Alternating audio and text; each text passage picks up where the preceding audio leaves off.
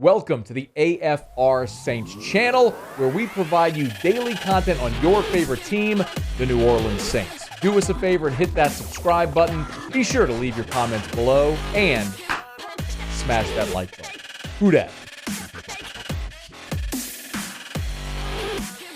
I know what those players mean to LSU fans, and certainly they're great players, and they have a special place in Louisiana sports history in that they brought a national championship to LSU. But we're on to the NFL now, and they're part of the enemy, and our team's focus has got to be on how we beat those guys, and hopefully our crowd will be into cheering on the Saints.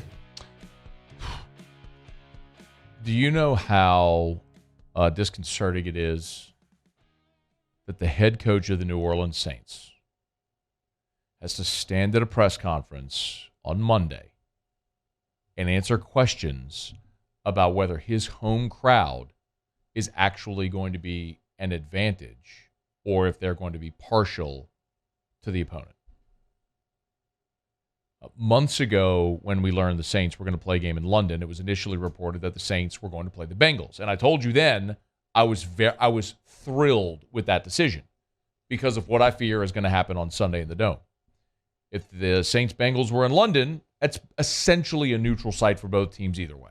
Yes, it was a Saints home game, but in London it didn't matter.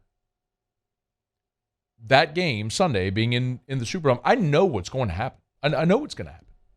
You will have legions of LSU fans in their Burrow and Chase jerseys going into the Dome and cheering for the Bengals.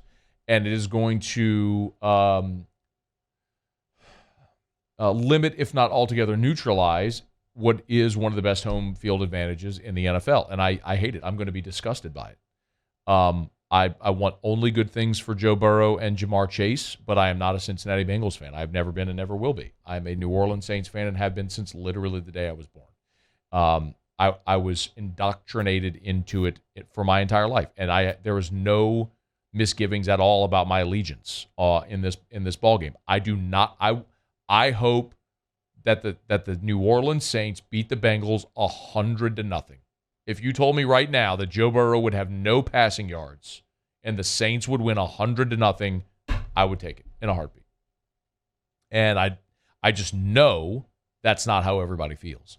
That is part. Listen, do you remember in the COVID year? Of course you will. But the Saints played Green Bay, and you had Aaron Rodgers using hard counts to draw the Saints off sides for a home game in the Dome, where normally the Packers would have to go silent count because the Dome would be so loud. COVID neutralized a home field advantage, and I fear you're going to see some of the same Sunday in the Dome. I hope not.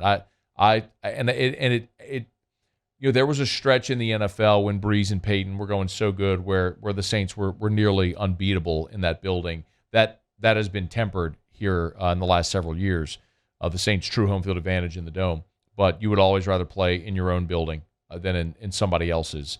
And this is a game both teams sitting there at 2-3 need to get. And we've talked about what the Saints have ahead, and this is a tough game with Cincinnati coming in. But after this, you have a short week. You're on the road Thursday Night Football in Arizona. And I get it. Arizona hasn't been great, but Arizona was a boneheaded lack of judgment away against Philadelphia on Sunday and a missed 43-yard field goal from potentially beating the only undefeated team in the NFL. I mean, Kyler Murray slides a yard short, doesn't realize it's third down, spikes the ball instead of going for what could have been a game-winning touchdown with enough time on the clock.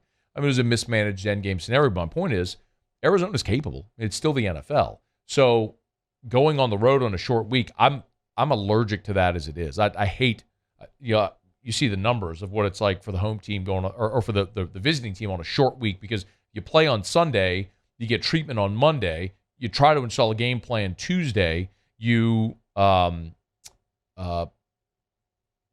on Wednesday, you play Thursday. I mean, it is a really difficult turnaround for both teams to play on Thursday Night Football, but especially for the visitor. So I'm worried a lot about next week against Arizona, and for the Saints traveling next week against Arizona. And this line right now is Cincinnati's a 1.5 favorite, and it's potentially a nail biter. And I would love to see the Saints find a way to snag this one against Cincinnati, which is one before the season when we all took our Sharpies out and wrote W's and L's next to all 17 games. This is one where I wrote an L before the season. I would love to see them turn this one around. Zac Taylor, meanwhile, met with the media also, and he did give an update on his big tackle, Jonah Williams, who was injured on Sunday Night Football. We'll have to take him day to day with the MCL. And he did come back, obviously, but he's going to feel it. There's going to be a lot of soreness there. So to make a prediction on what the week's going to look like, I can't do that yet. So we'll just take him day to day. The other thing there is this offense, which it's interesting. Is as much as we have seen the New Orleans Saints offense struggle. So for context, the Saints are averaging 23 points a game. Cincinnati's averaging 21. The Bengals offense has been less productive than the New Orleans offense so far. Here was Zac Taylor on his offense trying to get in gear. I look at it the last game. We didn't start fast enough those first 4 possessions. And then after that, we got into a really nice rhythm and moved the ball down the field. Really the 2 possessions before halftime. We had the 1 play just after half. Then we had the 2 more possessions. We moved the ball inside the 5 on both of those. So there's a lot of production to be had there. Obviously, the consistency over the entirety of the game. You want to score 40 points and score in every possession. We haven't yet done that. But I think that there's been a lot of positive things we can build on and some things that we got to improve on early in the season. So the onus, I really think, in this game for the Saints, as much as we're going to talk about the Saints offense, and rightfully so, because of the injury to Jameis and Andy Dalton playing and the big day that Taysom had and all the injuries to the receivers, I understand why so much of our focus is going to be on that offense for New Orleans. Really, the key in this game is going to be defensively reestablishing themselves. The Saints weren't consistently bad against Seattle. They just allowed too many chunk plays. And Cincinnati is capable with Jamar Chase and with Higgins and Boyd and with Joe Mixon. There's enough talent there to hit the big chunk plays. The Saints certainly have to limit that. But you look at Cincinnati, they scored 20 in an overtime loss to Pittsburgh. They scored just 17 on the road in Dallas. We know Dallas is a really good defense. Their 2 wins against the Jets and the Dolphins, they scored 27 in each of those.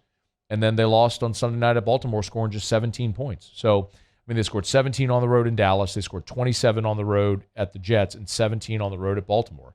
The Saints need to replicate those defensive performances and limit this Cincinnati offense Sunday at noon in the Dome. Hey, thanks so much for watching. Please leave your comments. I love to interact, and be sure to hit the red subscribe button below.